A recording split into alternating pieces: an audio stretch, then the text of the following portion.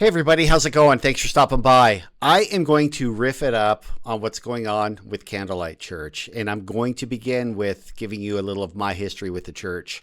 Started going there maybe 15 years ago or so, and off and on, I became a pretty regular member there. And I really love the church. I liked Paul, I liked the teaching, I liked the people, I liked the vibe, until I got into it with Paul, of all things. And I quit going because we got into an argument, and he was right and I was wrong. I know that now. So, that's just a little history. But what's been going on right now, this kind of got on my radar, and we got some interesting characters involved. A lot of them. I'm just going to hit on the key ones. His daughter, son-in-law, his son, himself, and Dan Wilson, who likes to call himself the Idaho sheriff for some reason. I don't know how somebody can lose an election and then call themselves the Idaho sheriff. I think it's kind of weird, but whatever. What's her name? The wife, Wilson, Mrs. Wilson, did an article. At least her name was on it. And man, this thing was a hit piece from hell. So my take on it was hit piece. I mean, everything was presented and framed in a way that made Paul look guilty, made it look like he hangs around with a bunch of bad people. They have one source, and it is his daughter, who feels like she has been unheard, and she put a post on Facebook about something that nobody really knows for sure what she's talking about. And the sons chimed in, Pastor Paul's chimed in on Facebook, and I've been reading all the drama. And Danielle's like, my dad did something bad. And Paul's like, I didn't do anything bad. And his son's like, my dad didn't do anything bad. But the Wilsons, man, they got it all figured out. But Dan Wilson has a history with Candlelight Church. And this is not about Danielle. He's using Danielle as a pawn to promote himself. That's the way I see it. He wants to take down Pastor Paul because he's got a political beef with Pastor Paul. He's talked about it. This is nothing new. He's posted on Facebook about the members of Candlelight. He has been going after Candlelight hard. So he's got no credibility on this at all. And if you look at that article, it is absolutely a hit piece. It's all emotional framing. It's not neutral reporting. It's all emotional framing. It drags up all these related pastors, old scandals, and just whatever they could find to smear Paul by association. So they got this huge guilt by association thing going on. Now, Paul has made statements, okay? Go to his church and he'll talk about it. But if you think that you're going to get him to sit down and answer 14 questions in a public forum like the Sun did, you're out of your mind. That's never going to happen, man. Paul Van Noy is savage. What he did today was absolutely savage. Anyway, back to the story. I have some notes here. It's like Paul, it says here in my notes that Paul, he didn't really address this, but he did today. And I'm going to tell you what he said. It is going to shock you. It shocked me. But I could relate. Anyway, they keep saying if true in this article.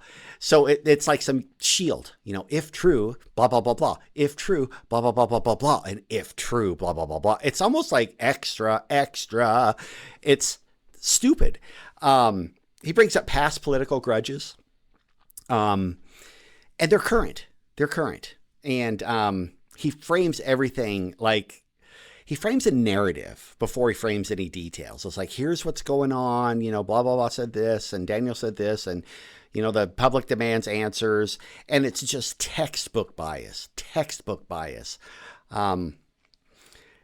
Obviously, the truth is not the foundation of this piece. Narrative control is. They're trying to control the narrative, but it's not going to work because Paul has too much support. I support him. I love the guy. And I don't know if anything she's saying true, but this is not the way to handle it, man. I understand, like, the daughter's like, I'm going after this, man.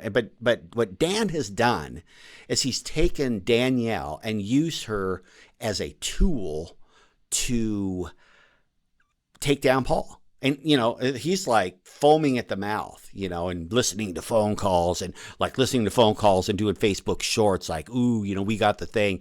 And, these videos got like 10 comments and 3 views. So nobody's really listening to him. I listened to him because when I first saw Dan Wilson, I liked him. And then I changed my mind. I don't like him. I don't like Bob Norris either when we're talking about sheriffs. I don't like him either.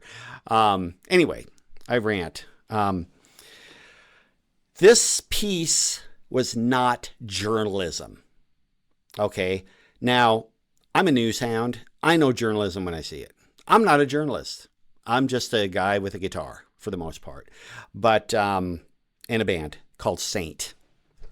You can buy our album right here at saintsite.com. And all our other merch. I might as well. Isn't that what YouTubers do? They're like, buy my merch, buy my merch. But we got really cool t-shirts. We got mugs. We got all kinds of cool stuff at saintsite.com. Link is in the description. Anyway, this wasn't journalism. It was a storyline looking for a villain. And that villain is the evil Paul Van Noy. Now, like I said, man, I went to church this morning and you would not believe what Paul said. I left that place. My mind was absolutely blown with what he said.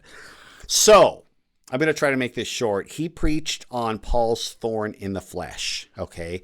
And Paul's talking about having a thorn in the flesh and he's pleading with God about, how to get rid of it. And, he was preached a little bit on Romans chapter 7, where Paul says that I don't want to do, and that what I don't do, that's what I do. And that whole line, that whole narrative there where Paul's like, oh, what a wretched man I am, and bringing the glory of God, and brought in scriptures like, I will rejoice in persecution, or I wish I had the verses. I should have been a little bit better prepared, but you get the gist of it. If you just think about the thorn in the flesh, that will drive this home. And he went through, nobody knows what the thorn in Paul's flesh was. Okay. They speculate it could have been his health. It could have been his finances. It could have been, all kinds of things. But it's vague. And Paul goes through some things. For example, finances can be a thorn in the flesh. It could be a demon, it could be all these things. What is it? What is it? And Paul actually, and this got some laughs. He said, could it be an ex-wife? Is that the thorn in your flesh? And, that's classic Paul Van Noy, man. He just says stuff off the cuff, and you think about it, you go, yeah, I guess that could be, but a lot of things could be. And then he says, and this is the bomb that he dropped today. Could it be your offspring? I was just like, what did he just do? That was his response. So he basically said that his offspring right now is a thorn in his flesh. Ugh. It was savage. It was like a total boss move. That's Paul. That's what you get with Paul. And I didn't know how to take it at first. I was like, he just threw his kid under the bus. That's kind of how I looked at it. And then I thought about my relationship with one of my kids, who's been a thorn in my flesh for years. I'll leave it at that. Big time thorn in my flesh. And I started going, wow. I've had a son slander me and death threats. I've had death threats from one of my sons. And I've had Kootenai County Sheriff's Department show up at my door saying, is Matt Smith live here? And I'm like, yeah, I'm right here. He's like, well, you've had a death threat. And I'm like, oh my God. So, I understand that children can be a thorn in your flesh. Now, this story, it's personal, it's private, and Paul doesn't have to answer any questions for anybody, all right? And Danielle, this is not the way to resolve this. The way to resolve this is with therapy, okay? And, understanding that nothing is going to replace what you feel you have lost. Nothing is going to replace it. So whatever you think you're going to get out of of posting this post, and your husband posting this post and demanding answers and demanding, and then this Dan Wilson guy jumping on and trying to frame this thing like Paul Van Noy is the devil, that's not going to fill the hole in your heart. If nothing else, it's going to make it worse. All right. I feel for you, man. I do. We don't even know what happened, because it's probably something that we can't really talk about. But we all know what it is, or we all have a good idea, but we really don't. We don't know.